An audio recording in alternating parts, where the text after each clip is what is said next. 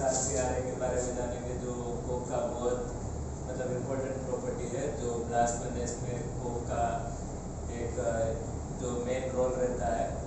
उसके लिए जो हमारा मेन फैक्टर रहता है वो CSR के हम लोग उसको मेजर करते हैं कि कोक का क्वालिटी हमारा कैसा है। तो कोक क्वालिटी CSR हम लोग कैसे मतलब उसको टेस्ट करते हैं, तो उसके बारे में आज जानेंगे। तो कोक का ये अपना वोल्ट स्ट्रेंथ है। कोक का दो टाइप का स्ट्रेंथ रहता है, एक वोल्ट स्ट्रेंथ और एक होता है कोल्ड स्ट्रेंथ।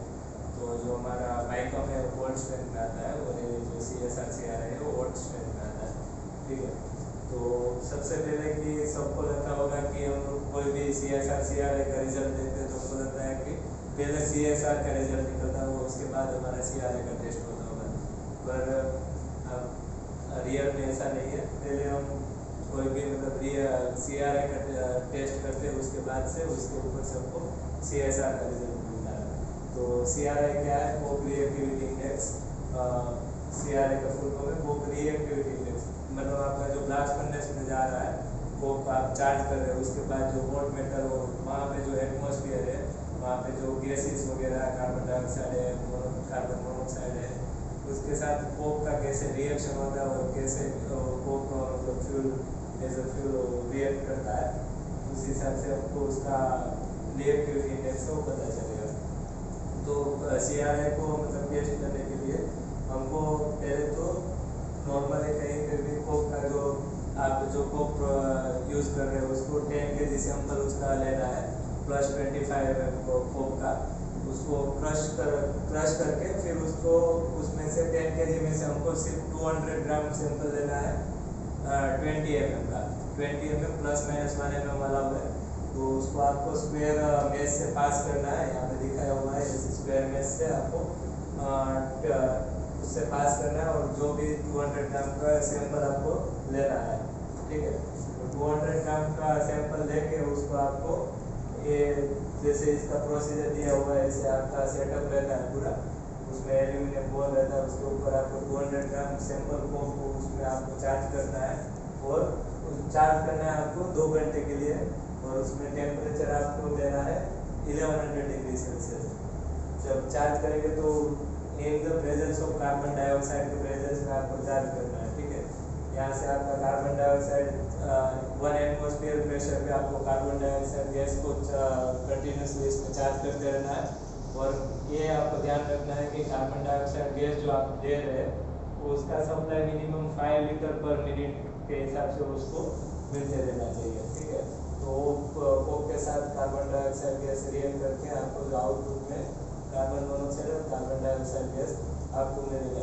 उस तरह से आपको 2 घंटे के लिए कोक को हीट करना है, और हीट करने के बाद आपको नाइट्रोजन से उसको कोक को कूल करना है, और नाइट्रोजन से कूलिंग करने के बाद जो आपका कोक बच गया उसको कोक का आपको फाइनल वेट लेना है।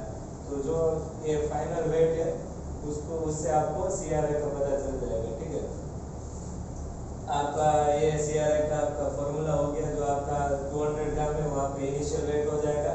आपका कोक कूलिंग होने के बाद या आपका रिएक्शन कंप्लीट होने के बाद जो आप वेट लेते हैं उसको आप W1 बोलेंगे। तो उससे आपको जो परसेंटेज ऑफ वेट मिलेगा, वेट लॉस जो होगा, उससे आपको CRA का पता चल जाएगा। इसके बेसिस पे हमको जो ये वेट मिला W1, उसको हमको क्या करना है कि एक आइड्रॉम रहता है CSR के लिए। CSR के लिए तो क्या है, कोक स्ट्रेंथ आफ्टर रिएक्शन, कि आपका जो भी मतलब कोक हम ब्लास्ट फर्नेस में चार्ज कर रहे हो, बर्डन का लोड कैसे ले पा रहा है। जितना अच्छा CSR होगा उतना आपका बर्डन का लोड लेगा, वो आप जल्दी से कोलैप्स नहीं होगा, फर्नेस हैंग और स्लिप होने का चांस नहीं रहेगा। तो कोई भी कंपनी रहता है तो ICSR का कोक जनरली प्रीफर करता है।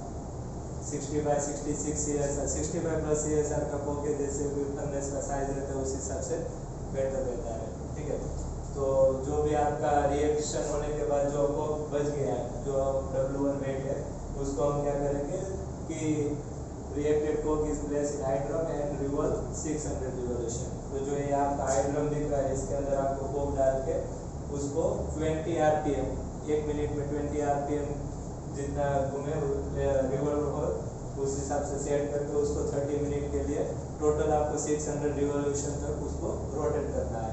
ठीक है, 600 रिवोल्यूशन रोटेशन कंप्लीट होने के बाद जो भी आपका कोप वहाँ पे है उसको आपको मैश में पास करके 10 mm का स्क्वायर मैश है उसमें पास करना है। तो प्लस 10 mm का जो भी कोप रहेगा उसको आपको वेट कर लेना है, वो आपको W2 वेट मिल जाएगा। ठीक है, जो mass of plus 10 mm cope after rotation in idle, वो आपका वेट हो गया W2। ठीक है, उसको आप डिवाइड कर दोगे इनिशियल वेट जो आपका रिएक्शन होने के बाद जो कोप का वेट था W1, उससे आप डिवाइड कर दोगे तो आपको CSR का परसेंटेज मिल जाएगा। ठीक है, तो ये हमारा पूरा CSR CRI का जो भी प्रोसीजर था कि हम कैसे उसको सैम्पलिंग करते हैं, उसका कैसे टेस्ट करते हैं, उसके बाद सैम्पलिंग कंप्लीट होने के बाद, टेस्ट कंप्लीट होने के बाद फाइनल रिजल्ट हमको कैसे मिलता है, तो कैसे कौन सी मैच में से उसको पास करना है। तो यहाँ पे पूरा आपको सेटअप दिया हुआ है। फिर भी आपको कोई डाउट है तो आप कमेंट में